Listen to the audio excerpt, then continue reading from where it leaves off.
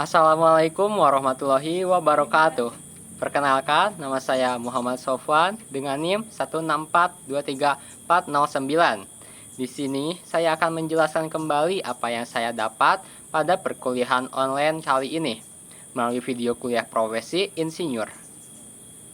Materi pada perkuliahan ini disampaikan oleh Bapak Tri Haryo Indrawan Susilo. Profesi insinyur ini merupakan salah satu hal penting bagi Indonesia, terlebih bagi masa depan Indonesia. Tugas dari seorang insinyur adalah menghasilkan karya-karya keteknikan yang bertujuan untuk meningkatkan kemaslahatan umat. Contoh dari karya keteknikan yang sudah ada di Indonesia dan dilakukan oleh bangsa Indonesia itu sendiri, yaitu membangun pipa di bawah laut yang menghubungkan antara Pulau Sumatera dan Pulau Jawa yang berfungsi untuk mengalirkan gas. Walaupun pada proses pembangunan pipa bawah laut ini melalui berbagai hambatan yang disebabkan oleh kompetitor asing dan juga faktor alam, tetapi proyek ini berhasil dilaksanakan. Dengan adanya pembangunan pipa bawah laut yang dilakukan oleh Bapak Tri Haryo ini, Indonesia tidak hanya mengeluarkan biaya yang lebih murah dibandingkan dengan arus bekerja sama dengan bangsa lain, melainkan Indonesia juga mendapatkan suatu pengalaman berupa penguasaan teknologi pemasangan pipa skala raksasa di bawah laut. Insinyur juga api. Insinyur perlu api dalam dirinya. Berbagai jenis api yang ada di dalam diri insinyur yaitu manusia tipe kayu bakar, manusia tipe bahan bakar diesel, manusia tipe bahan bakar bensin, dan manusia tipe gas alam. Dalam diri seseorang, insinyur harus ada api yang bertipe gas alam, karena gas alam mudah terbakar dan mudah untuk menyebar ke mana-mana. Contoh api insinyur yang sudah dibakar yaitu Insinyur Indonesia sudah membangun kilang minyak, pabrik pupuk, dan juga pabrik pelumas di Malaysia. Selain itu, Insinyur Indonesia juga sudah membangun pabrik metanol di Brunei. Dengan kedua contoh kasus ini, terbukti bahwasanya jika api dalam diri seorang insinyur terbakar, maka insinyur tersebut bisa melakukan apa saja. Selain insinyur harus memiliki api di dalam dirinya, insinyur juga harus menjadi detektif investigasi. Insinyur harus bisa menggunakan ilmunya untuk mencari penyebab suatu permasalahan dan harus bisa menemukan solusinya. Contoh kasus yang sudah terjadi yaitu pembenahan kasus ledakan gas LPG Pertamina yang terjadi di rentang tahun 2009 sampai 2010, yang pada akhirnya ditemukan permasalahan tersebut disebabkan oleh komposisi gas yang tidak sesuai. Seharusnya komposisi gas yang ada di dalam tabung LPG terdiri dari 70% butan dan 30% propan. Insinyur Indonesia juga tidak puas dengan status quo karena insinyur adalah pendobrak dan juga sekaligus pemimpin revolusi teknologi.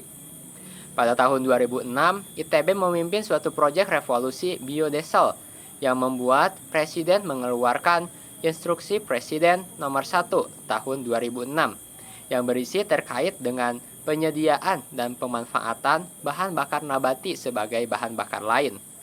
Revolusi tersebut tidak akan mungkin terjadi jika tidak ada suatu penerobos atau pendobrak dari kalangan keteknikan.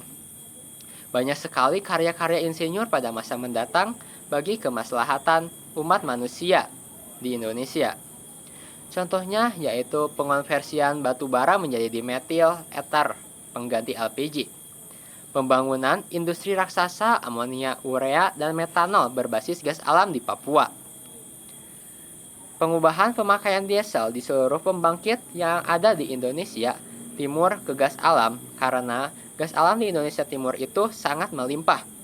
Merevolusi seluruh permukaan. Dan waduk dan PLTA menjadi tempat untuk pembangkit listrik tenaga surya atau PLTS. Menggunakan listrik dari PLTS untuk menggerakkan kendaraan bermotor dan juga untuk memasak.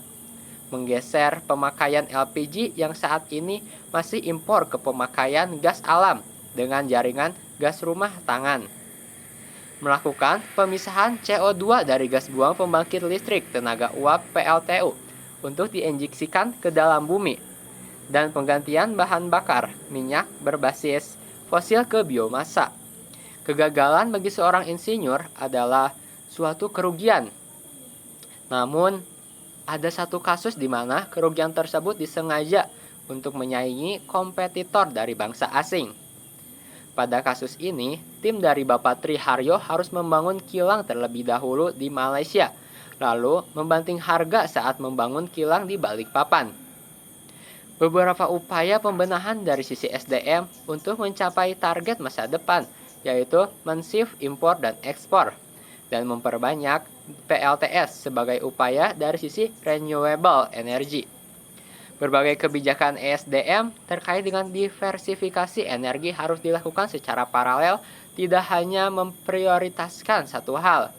Tentunya, hal tersebut merupakan suatu tantangan bagi para insinyur di Indonesia. Cara agar seorang insinyur tetap bisa bertahan dengan prinsip atau idealisme agar tidak diinterferensi dengan keuntungan saja, yaitu harus memiliki passion, harus masterpiece, dan economic engineer. TKDN harus membuat biaya insinyur di dalam negeri lebih murah dibandingkan dengan harus impor dari luar negeri. Cara seorang insinyur saat menempatkan subjektivitas saat melakukan interpretasi data yang sangat berpengaruh dalam pengambilan keputusan, yaitu dengan membuka diri pada seluruh pihak dan mendengar. Seorang insinyur tidak boleh menganggap dirinya sebagai pihak yang paling benar dalam proses pengambilan keputusan. Dalam hal ini, pada proses interpretasi data, seorang harus membuka diri pada seluruh pihak dan mendengarkan dari seluruh pihak agar tercapai keuntungan yang diperoleh. Tidak hanya oleh satu pihak, tetapi diperoleh oleh semua pihak yang terkait. Cukup sekian dari saya. Mohon maaf bila ada kesalahan. Wassalamualaikum warahmatullahi wabarakatuh.